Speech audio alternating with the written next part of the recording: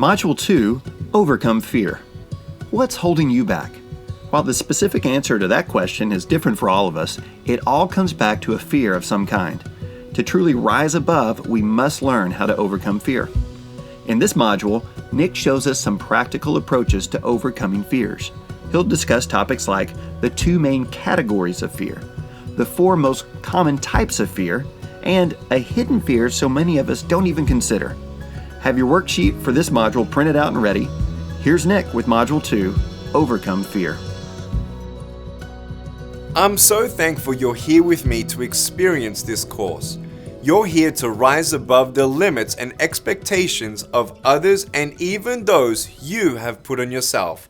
And I want you to know it's completely possible because I've done it myself. I believe in you and I continue to be excited about the journey we're on together. In the previous module, I spent quite a bit of time talking about how nothing changes until you change your mindset. You need to recalibrate your thinking and break the cycle of how you've always gone about your life to truly reach a whole new potential and rise above. What you typically feel and think isn't always the most naturally helpful reaction. So you must learn how to process it in a way that leads to a more mature mindset.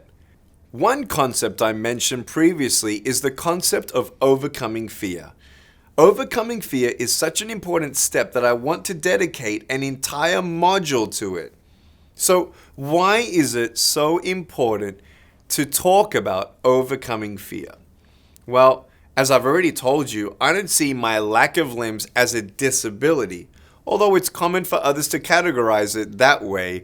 But really, in my experience, the greatest disability known to man is the disability of fear. Nothing triggers the ability to rise above more than understanding how to deal with and overcome your fears. If you don't, you will live a life of true disability, never growing at a rate to reach your true potential, never working through the challenges that actually make you stronger.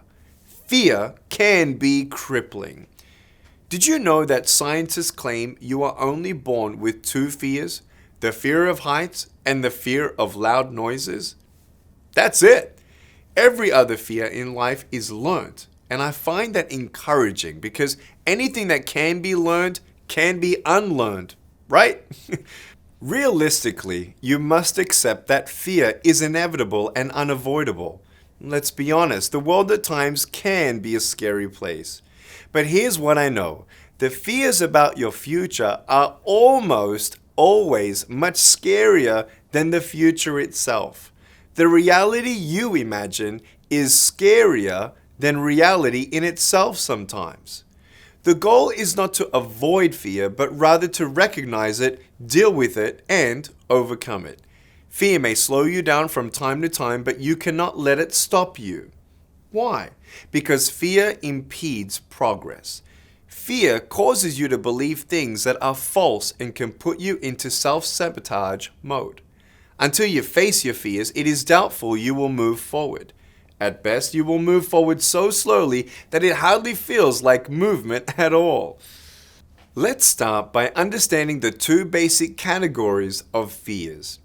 The first category of fear is called rational fear. Rational fears are those fears that are legitimate or reasonable to have. They're realistic, and they are important because sometimes they keep you safe or force you to be cautious when maybe you wouldn't be otherwise. Sometimes fears prompt you to change your mindset or change your course. Other times, they are simply a very understandable doubt. For example, when my parents first saw me without limbs, they had no warning at all that I was going to be born this way. Surprise! They had plenty of rational fears. They had lots of questions. Is my son ever going to be independent? Will he need help all the time? Will he be able to walk, go to school? Will the education system accept him? Will he be able to do anything on his own?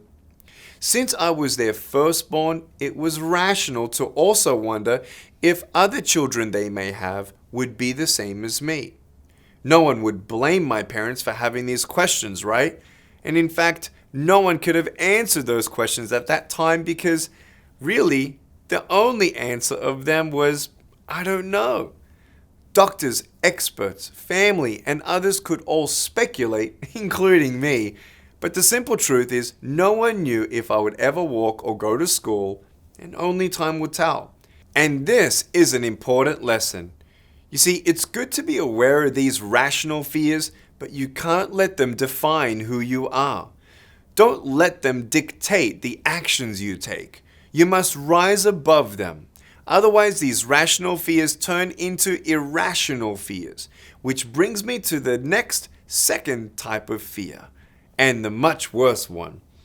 You can recognize irrational fears pretty easily because they morph from questions to sound more like statements or conclusions in your mind. Instead of asking, will I ever find a job, you start believing, I'll never find a job. Instead of wondering, will he ever be independent, you accept the statement, he'll never be independent. I will never be happy. I will always be a burden to my parents. I will always be bullied. These fears are all irrational because the answer to the question should still be, I don't know. But you turn your doubts into facts in your mind, and those misguided beliefs begin to disable you in the process. You make these conclusions and the fears begin to overwhelm you. Fear is an interesting emotion. It either overcomes you or you overcome it. It does not sit idle. It always requires a response. When you feel overcome with fear, remind yourself that you must overcome and not be overcome. Take a moment right now and in your participant guide, write down some irrational fears that you deal with. Don't think too long about this. These fears should be rather evident. But what are those doubts that constantly present themselves to you in the form of statements, more than questions? Write them down and identify them out in the open. That's the first step in releasing their power over you. And trust me, they do have power. There are all kinds of fears. The fear of spiders, the fear of clowns, the fear of flying. But those aren't the fears that hold most of us back. I have found that there are really just 4 main types of fears people experience and must learn to overcome. And it helps to be able to recognize your fears and tag them quickly as one of these types so you can address them right away. The first fear is one I introduced in a previous module, the fear of the unknown. You are scared of what you do not know, what you are uncertain of. You want a plan, a map. You want to know exactly what's going to happen next. Of course, this isn't how life works. So the fear of the unknown is a constant obstacle you must learn to overcome. Part of overcoming the fear of the unknown is to fill in as many gaps as you possibly can. The more you know, the more comfortable you are. In some cases, knowing all the possible outcomes and understanding the consequences of each provides comfort even when you don't know exactly what your specific outcome will be. The fear of failure is another type of fear that holds people back. You resist trying something new because you can't stand the thought of failing. You don't make that sales call, you don't start your own business, you don't play that sport, you don't take a chance in that relationship. The idea of being rejected or falling short keeps you from doing anything at all. That is the fear of failure. Let me remind you that failure is often the first step to success. You might be interested to know about a few famous failures that will inspire you in your own journey to overcoming this fear. Bill Gates, founder of Microsoft, was a Harvard dropout. He co-owned a business called Trafodata, which was a grand failure. His advice is, it's fine to celebrate success, but it is more important to heed the lessons of failure. Albert Einstein. He had a rebellious nature as a teen and was expelled from school, which got him a refusal for admission to Zurich Polytechnic School. His early setbacks, though, did not stop him from winning the Nobel Prize in 1921 for physics. He believed that success is failure in progress. Michael Jordan, one of the most well-known and successful professional basketball players of all time, didn't even make his high school team. In his pro career, he missed more than 9,000 shots and lost almost 300 games. He missed the game-winning shot 26 times. He says, "I failed over and over and over again in my life, and that is why I succeed." These people did not let their failures define them, but use their failures to fuel their success. Another fear that often surprises people is the fear of success. Yes, success is something that many people fear. If you struggle to accept that, think about it just for a second. When you succeed, it produces new goals, new circumstances, and new realities. And with those new realities come new fears, responsibilities, and other things you've never known that existed.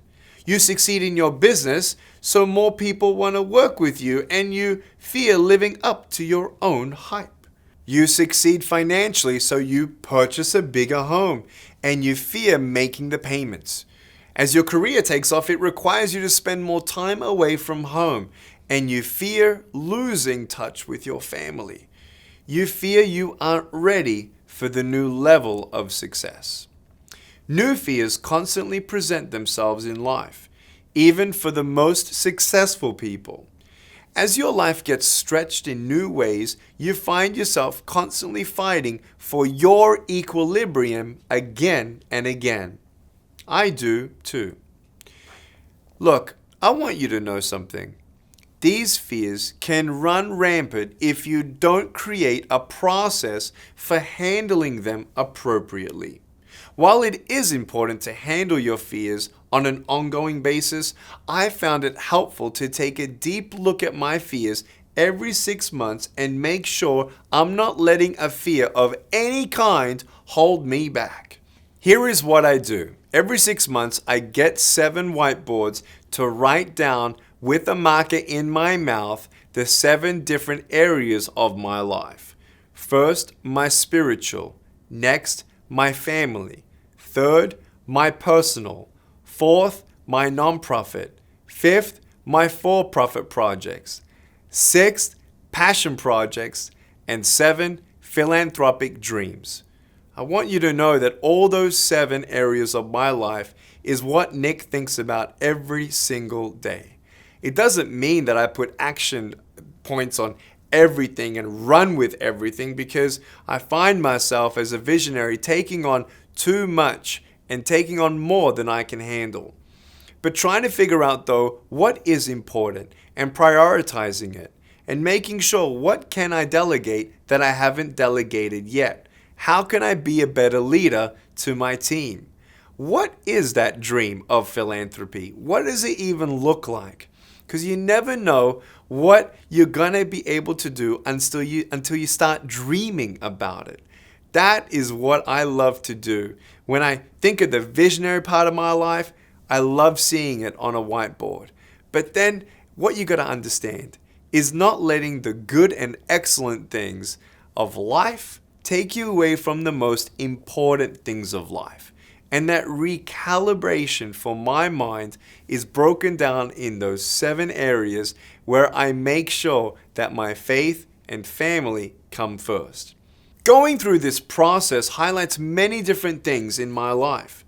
One thing it highlights are the areas where I've grown over the last 6 months. It's very easy to overlook how you change and move forward unless you really look for it. This process gives me a chance to celebrate and appreciate those areas where I've grown. It forces me to look at where I've been blessed, and now with new circumstances and new opportunities, and now my life is better than I'd imagined, and the impact of the world around me, and everything continues to grow. It helps me to reestablish my attitude of gratitude. Of course, this process also allows me to look at new obstacles and new challenges that have risen up over the past 6 months. It's a very powerful exercise.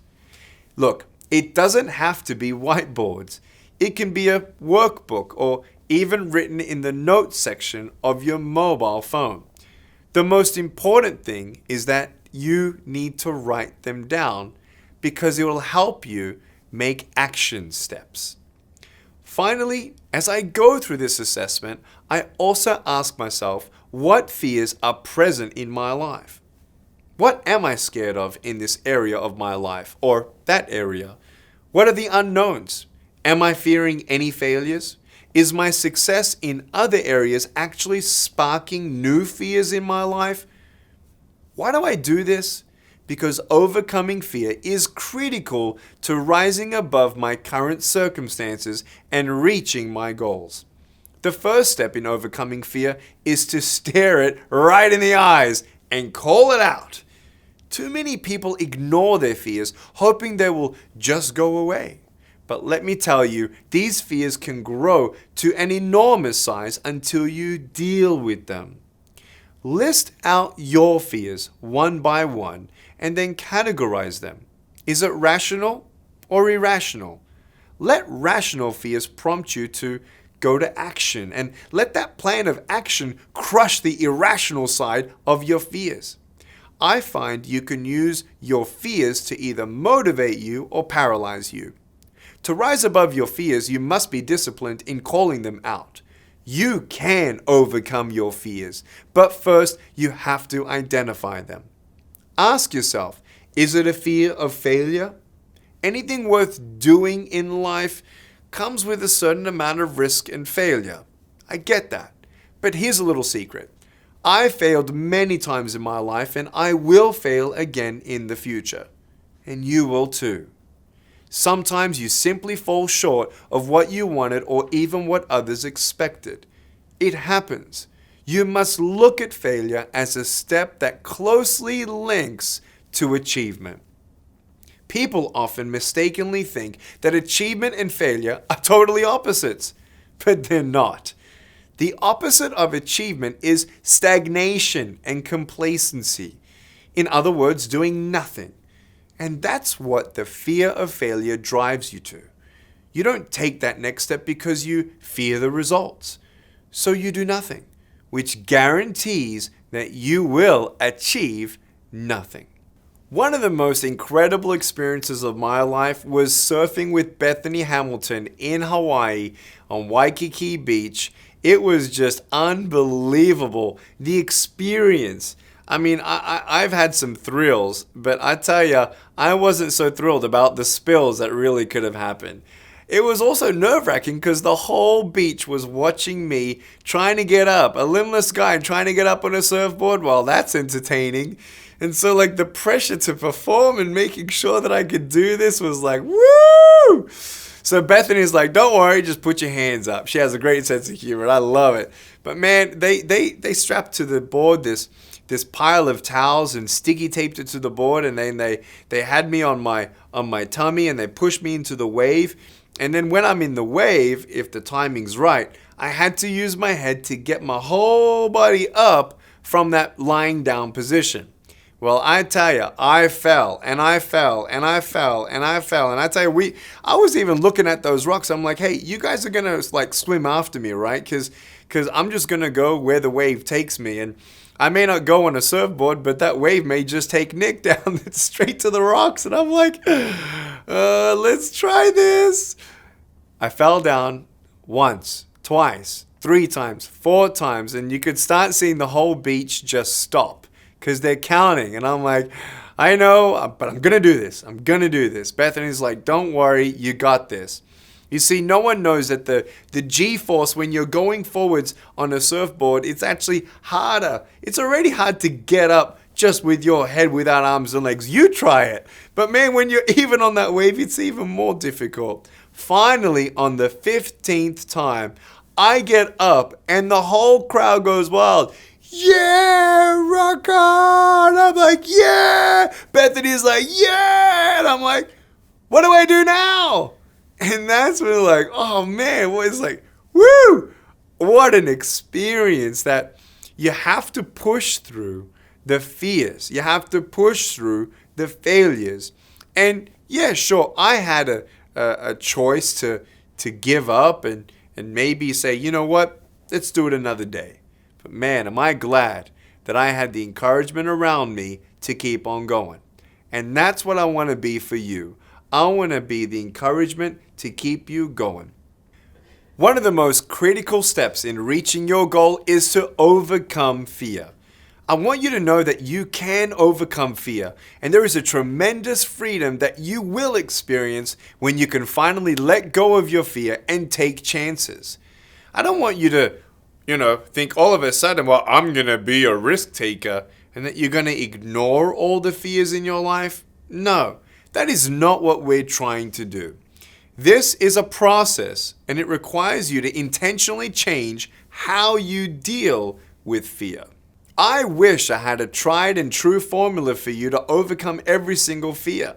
One that worked for every single person. That would be nice, wouldn't it? But I don't. Every person is different and every circumstance is different.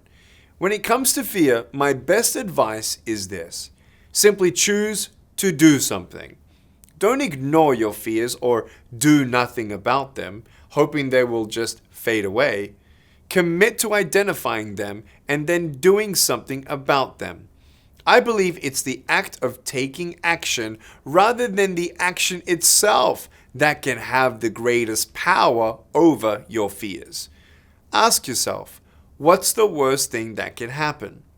Have your checks and balances in place, your strategic plans, and recalibrate as needed. As you do this, you'll get so much better at quickly identifying the differences between what's possible and what's probable. An action you may need to take is to find a mentor or just someone you can talk through your fears with. Ask for help.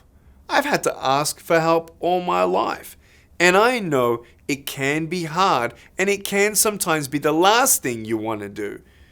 But I also know how impactful the help and perspective of others can truly be. I want you to know that there's such a freedom in letting go of fear. And this leads to another type of fear I haven't mentioned yet. I call it the fear of opportunities. As you're more and more successful, you'll be offered many more opportunities in life. Before, simply saying yes to all of them may have made sense for you. As you grow, however, you actually must start saying no much more often. I know this sounds crazy, but honestly, this might be foreign and you may struggle with it, but this prompts a new fear. Did I choose the right opportunity? Do I have time for all of these opportunities? What if I miss out on something better? You need to know your own limitations and maintain the balanced life that you want in keeping your priorities.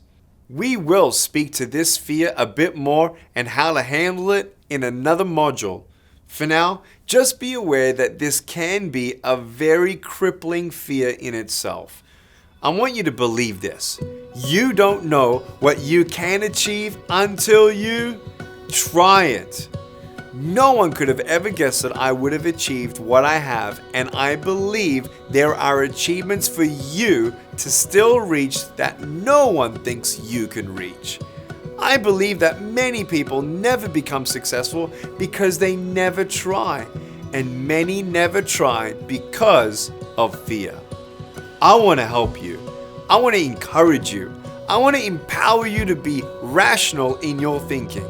Rationally lay it out and see how you can analyze these fears, take steps in the right direction, and tackle them one by one.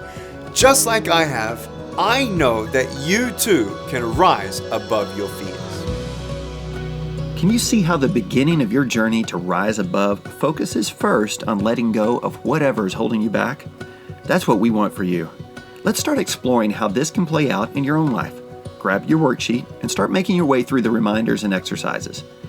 Nick talked to us about irrational fears. Do you have any irrational fears in your life? Of course you do. We all do. Find the irrational fears section on the worksheet and let's list those out so we're aware of them. Awareness leads to action, and we want to take action in overcoming those irrational fears. Nick mentioned a 6-month assessment that he uses personally, and I just love this idea. Do you have a process like this? Should you? Let me encourage you to read through the 6-month assessment section in the worksheet and figure out how you can apply a similar approach. Toward the bottom of the worksheet, we've provided you with a table to help you identify your fears, ways to overcome them, and even a chance to label them if they're rational or irrational. This exercise will have a huge impact on your life, I promise. Thanks again for taking part in the Rise Above course. Do what you need to do to apply the tips and principles to your own life so you can move beyond where you are now and truly begin to rise above. Thanks for completing Rise Above Module 2, Overcome Fear.